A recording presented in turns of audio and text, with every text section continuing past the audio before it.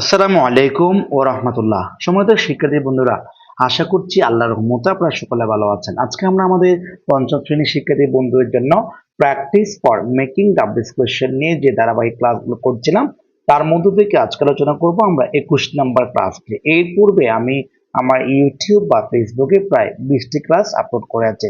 আমি আপনাদের কথা দিয়েছিলাম 500 বাক্য নিয়ে আমি আমার ইউটিউব চ্যানেল বা ফেসবুকে ক্লাস আপলোড করব। তারই ধারাবাহিকতায় আজকে আমরা 21 নাম্বার ক্লাসে আলোচনা করব। তবে ক্লাস শুরু করার পূর্বে আপনাদের কাছে অনুরোধ থাকবে, ক্লাস যদি ভালো লেগে থাকে অবশ্যই আপনার ফ্রেন্ড সার্কেল যারা আছে সবার কাছে ক্লাসটি শেয়ার করবেন বলে আশা ব্যক্ত করছি। আচ্ছা, এরপর প্রথমে একটি বাক্য দেখে নিব। আমরা প্রথম বাক্য দেখতে পাচ্ছি, সীমা ইটস ফুডস এভরিডে, অর্থাৎ সীমা প্রতিদিন কি করেন, যে খাবার খায়।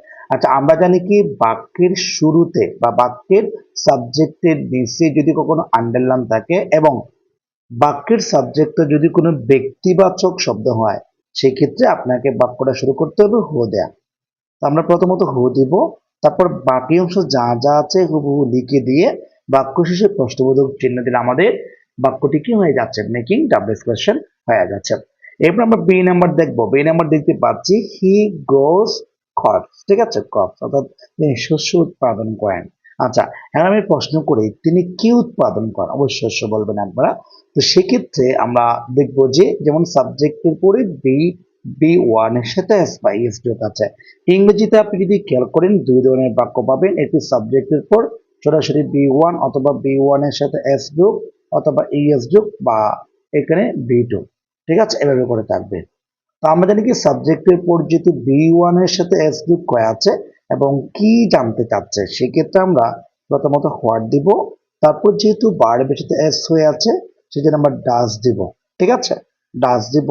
তারপরে সাবজেক্ট যেটি আছে সাবজেক্টটি বসাবো, তারপর গ্রো বসাবো, এস বসাবো না, কারণ কি এই এসটা মূলত ডাস করার ক্ষেত্রে এখানে আমরা নিয়ে আসছি, যার কারণে আপনি ওইখানে আর ডাস বসাতে পারবেন না। তাহলে এরপর আমরা পরবর্তী যাব। পরবর্তী আমরা যেটা দেখতে পাচ্ছি সেটা হচ্ছে যে আমাদের সি নাম্বার নিয়মটা। সি নাম্বার দেখতে পাচ্ছি একটা বাক্য, people come to Sholakia to celebrate Eidgah, ঠিক আছে, বা সেলিব্রেট ঈদ, অর্থাৎ লোকজন কাম আসে টু সেলিব্রেট শোলাকিয়া, ঠিক আছে, শোলাকিয়া মাঠে টু সেলিব্রেট ঈদ, অর্থাৎ লোকজন শোলাকিয়া মাঠে ঈদ উদযাপন করার জন্য আসে। এখন কোথায় আসে, ঠিক আছে, শোলাকিয়া মাঠ, ঠিক আছে। তো আমরা সেই ক্ষেত্রে কি করতে পারি, যেহেতু কোনো একটা স্থান বা জায়গার নিচে যদি আন্ডারলাইন থাকে, সেক্ষেত্রে আমাকে হয়ার দ্বারা প্রশ্ন করতে হবে। আমি হয়ার দিলাম। তারপরে পিপল এর উপরে যেটা কাম আছে এটা হচ্ছে বি ওয়ান, যার কারণে আমাকে ডু দিতে হয়ে আছে। আর এই নিয়মগুলো আমি বিশেষ করে আমাদের যে নিয়মের ক্লাসগুলো আমি আপলোড করেছিলাম সেখানে অবশ্যই আপনারা পাবেন। আর সেটা কি করবেন, আপনারা একটু আগে ক্লাসগুলো দেখে নেবেন।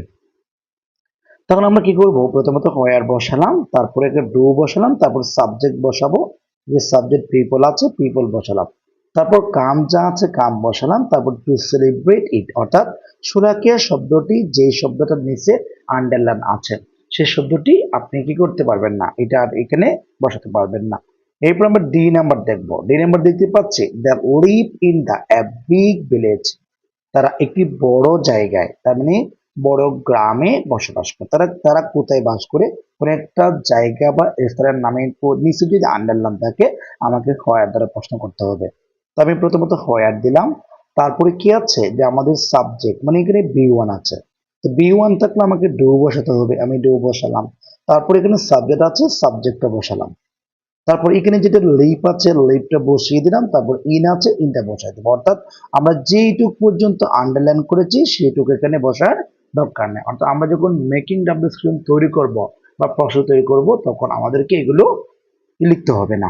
আচ্ছা, এরপর সর্বশেষ যে একটা বাক্য আছে ওইটা, gets up early in the morning, ঠিক আছে।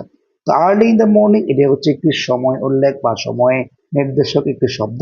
তো যেহেতু সময়ের নিচে আন্ডারলাইন আছে সেক্ষেত্রে আমাকে আলোচনা করতে হবে কখন দিয়ে, ঠিক আছে। এই যেখানে লেখা আছে হোয়ার, হোয়ার মানে হচ্ছে কখন। তারপর এখানে লেখা আছে গেটস আপ, এখানে পারের সাথে কি যোগ করা আছে, যোগ করা আছে, সেই জন্য আমাকে এটা ডাস নিতে হবে। তারপর এখানে সাবজেক্ট আছে, আমি সাবজেক্টটা নিব, তারপরে গেট আপ বসিয়ে দেবো, তার মানে কোনো পরিবর্তন করলাম না। তো আমি হয়তো ক্লাসটি আপনাদের বোঝাতে সক্ষম হয়েছি। ক্লাসটি যদি ভালো লেগে থাকে আপনার ফ্রেন্ড সার্কেল যারা আছে সবার কাছে ক্লাসটি শেয়ার করবেন বলে আশা ব্যক্ত করছি। তবে যাওয়ার আগে আরেকটি অনুরোধ, আপনি আমাদের চ্যানেলে বা ইউটিউব চ্যানেলে যদি নতুন হয়ে থাকেন তাহলে অবশ্যই সাবস্ক্রাইব করবেন। আমি কিন্তু মাঝখানে দু একদিন একটু সমস্যা ছিলাম, এখন ইনশাল্লাহ ফ্রি হয়েছি, ক্লাস এখন নিয়মিত করা যাব। তো আজকে ক্লাস এখানে শেষ করছি। সবাই ভালো থাকবেন, সুস্থ থাকবেন। আসসালামু আলাইকুম ও রহমতুল্লাহ।